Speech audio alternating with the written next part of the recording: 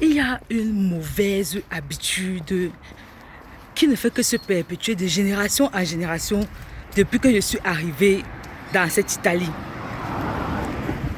Ce que j'ai constaté, c'est que on ne part pas chez le médecin ici là. C'est-à-dire que je n'ai jamais compris ça. Je n'ai jamais compris cette histoire. On ne part pas chez le médecin en Italie. C'est-à-dire que et ça, je m'adresse aux jeunes étudiants là, qui sont en train d'arriver là. Ne copiez pas les habitudes de vos grands frères qui sont arrivés il y a depuis 1000 ans ici en Europe, là, en Italie, et qui n'aiment pas aller chez le médecin là.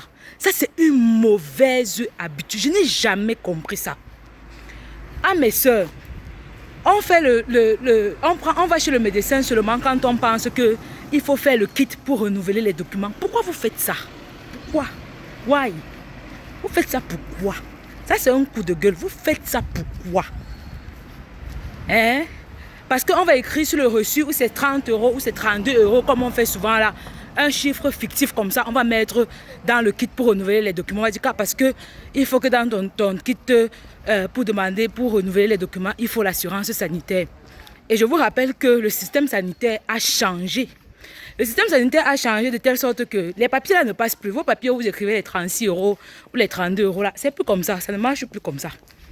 Ok?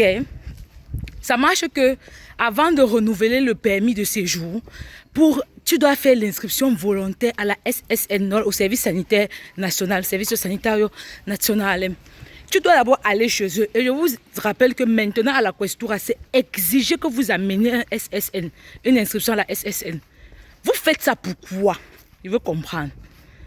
Entre-temps, je commence d'abord par mes soeurs. Entre-temps, c'est nous qui nous plaignons toujours des règles douloureuses. C'est nous qui nous plaignons d'être toujours fatigués. C'est nous qui nous plaignons toujours de ne pas bien dormir. Alors qu'on est là en train d'accumuler les problèmes. On accumule les problèmes d'anémie. On se sent toujours fatigué. On a des problèmes pour dormir pendant que notre thyroïde est en train d'aller à gauche et à droite. Vous faites ça pourquoi? Allez à l'hôpital.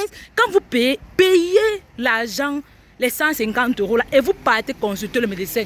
On ne prend pas seulement le médecin parce qu'on veut renouveler les documents. Vous faites ça même vous faites ça comment? Entre-temps, c'est vous qui souffrez des mal d'estomac. Les garçons se plaignent qui manquent de libido, qui manquent de... Vous avez tous les problèmes. Mais on dit que est-ce qu'on passe chez le médecin? De toutes les façons, je me sens bien parce qu'on se dit que ça arrive ponctuellement une période. Après, ça n'arrive plus. On se dit que le problème s'est résolu seul. Je passe chez le médecin, pourquoi? Je n'ai pas besoin de partir chez le médecin. Est-ce qu'on tombe malade en bain? Donc ça va passer. On reste tranquille. Jusqu'au jour où, bim! En marchant en route comme ça, tu t'écroules. Je me rappelle que j'avais une amie qui allait un jour étudier à la bibliothèque. Quand elle allait étudier à la bibliothèque, qu'est-ce qui s'est passé? Il s'est passé qu'en pleine bibliothèque, elle s'est évanouie. Elle s'est évanouie pourquoi? Parce qu'elle était devenue anémique, parce qu'on a dû lui faire les transfusions. Qui sait? Peut-être qu'elle avait les alarmes que son corps lui lançait depuis. Et nous, les femmes, nos corps nous parlent chaque fois, chaque temps. C'est qu'on n'est pas seulement attentif, on laisse les choses. C'est-à-dire qu'on prend les choses tellement à la légère. Et on a la chance d'être en Italie où si tu tombes là, tu fais n'importe comment, on te prend d'abord en charge. Allez dans les autres pays voisins, ils vont vous dire comment est-ce que l'assistante sanitaire est. En Italie, on a encore cette chance-là. Why are you doing this? Pourquoi vous faites ça? Mes jeunes frères, mes jeunes soeurs qui viennent d'arriver, vous devez vous inscrire au service sanitaire national. Vous devez consulter le médecin quand ça ne va pas. Je suis tout à fait consciente que ce n'est pas tous les médecins qui sont ouverts. Vraiment, parce que moi, j'en ai rencontré des catégories et des catégories. Je suis bien consciente que ce n'est pas tous les médecins qui veulent toucher les noirs parce que nous sommes les porteurs de maladies. Mais ça en vaut la peine que quand tu te sens mal, que tu ailles quand même consulter. Parce que si tu vas consulter le médecin et que quelque chose arrive par là-dessus, le médecin ne t'a pas bien géré. Ça, c'est la culpa du médecin. Tu peux lui faire causa. Et ça, c'est lui qui va en galère. Ce n'est pas toi. Mais allez consulter. Le médecin vous donne la recette d'aller faire un examen. Allez faire l'examen. C'est quoi ça? Ne partez pas, vous partez prénoter seulement un petit. Oui, je suis consciente que des fois, l'argent, il y a le manque d'argent. Je ne refuse pas. C'est clair que c'est chaud souvent sur les étudiants. Et j'en suis consciente. Mais le problème, c'est que quand tu es même étudiant, tu as les pensions. Il avait dit qu'il y a certains examens que tu fais qui ne sont pas payants. Il y a d'autres que tu fais qui sont payants à rien du tout, 23 euros. Il y a les examens de sang, de routine qui sont rien du tout. Tu te dois payer 8 euros, 5 euros ou 15 euros parfois. Je ne refuse pas. Allez faire les examens. C'est quoi cette histoire que le médecin vous donne? Ah, je n'ai pas l'argent pour aller faire mes examens là. On abandonne ça d'abord là-bas quelque part. On laisse ça comme ça. En tout cas, je ne voulais même pas faire ça parce que après un temps là, c'est passé. C'est resté. Après le mal que j'avais là, c'est passé. Ouais, pourquoi vous faites ça? Parce qu'un jour, les petits signes, là, les petits examens que le médecin est en train de vous demander d'aller faire là, c'est parce qu'en fait, lui-même, il soupçonne que vous êtes certainement porteur d'une petite maladie qui, en laissant grandissant, ça va être autre chose. Donc, pour prévenir, c'est dire, je t'envoie d'aller faire tel examen. Va faire cet examen-là. Tu reviens avec. Non, ce sont les choses qui cassent les pieds, non? Parce que, c'est-à-dire que je ne comprends pas. I don't understand. Pourquoi est-ce que je vous fais ce coup de gueule? Dernièrement, j'ai une sister qui m'appelait et je vais bien la chauffer, elle va comprendre. J'ai une sister qui est venue me demander que, ouais, Dodo, je veux que tu puisses me prendre un rendez-vous au service sanitaire parce que, voilà, avec la langue, c'est vraiment difficile. Je dois prendre un rendez-vous pour aller faire une consultation. Je dis, ok, il n'y a pas de souci. Ce jour-là, on se voit. Elle a les richettes en main.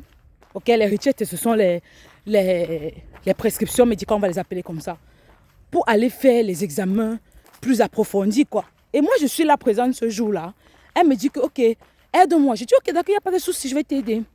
On a pris les rendez-vous pour les richettes qu'elle avait en main. Pendant qu'elle a profité que j'étais là, je dis, ok, j'ai essayé de fouiller. Et vous savez que pour prendre ces rendez-vous, et c'est justement la raison pour laquelle, quand ça ne va pas, il faut aller directement. Parce que trouver parfois le rendez-vous pour te donner, ça dure, c'est souvent sur des mois. Et ça dure et ça prend du temps. Donc plutôt, mieux c'est, surtout dans le public, ou tu vas dans le privé. Et dans le privé là-bas, c'est l'argent qui va sortir seulement de tes yeux, de tes oreilles pour que tu puisses prendre rendez-vous. Donc je suis là avec la gauche, je prénote tous ces examens, je prends tous ces examens en fait, je réussis à trouver une date pour tous ces examens qu'elle a. Puis je reste, je pense, je vous parle de quelque chose il y a 2 semaines, presque 3 semaines. Et puis aujourd'hui elle me dit, ah il manque encore un examen que tu dois me prendre parce que je ne voulais même pas le faire. Je voulais d'abord faire les autres là et voir si le médecin devait me prescrire un remède pour que ça aille d'abord un peu mieux. Comme ça, après, je devais voir si je peux refaire cet examen-là. J'ai dit, what? Elle me redemande maintenant que, est-ce que tu peux me reprendre le rendez-vous pour cet examen? J'ai dit, mais c'est quoi cette idée-là même? Le jour où on s'est vu, tu avais tout... Et elle me présente un reçu, une recette qui est vieille, donc qui est vraiment froissée. Je dis, mais c'est pas possible quand même.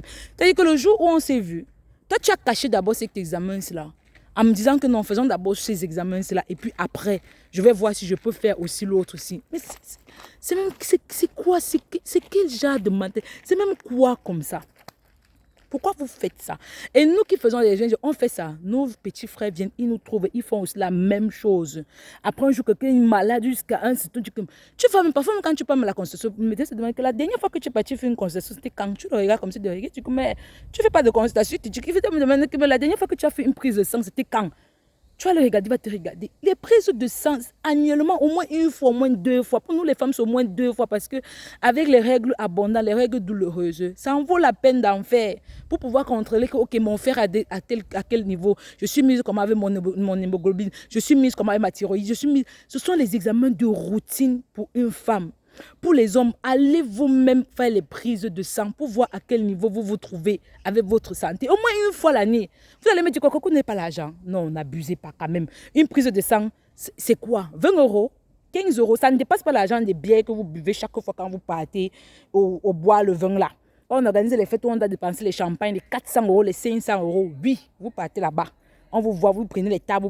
Mais vous n'êtes pas capable d'aller faire une prise de sang pour pouvoir contrôler votre santé. Mais ça, c'est un coup de gueule. C'est-à-dire que j'en ai marre de voir vraiment ce genre de comportement-là. Et nous, les adultes, c'est pas normal. C'est-à-dire que quand la gomme envoie, c'est dit que mais on joue même, tu joues même sur quel genre de terrain, en fait. C'est-à-dire que tu me demandes de te rendre sur terrain. Après, tu reviens encore pour me dire que je ne voulais même pas faire.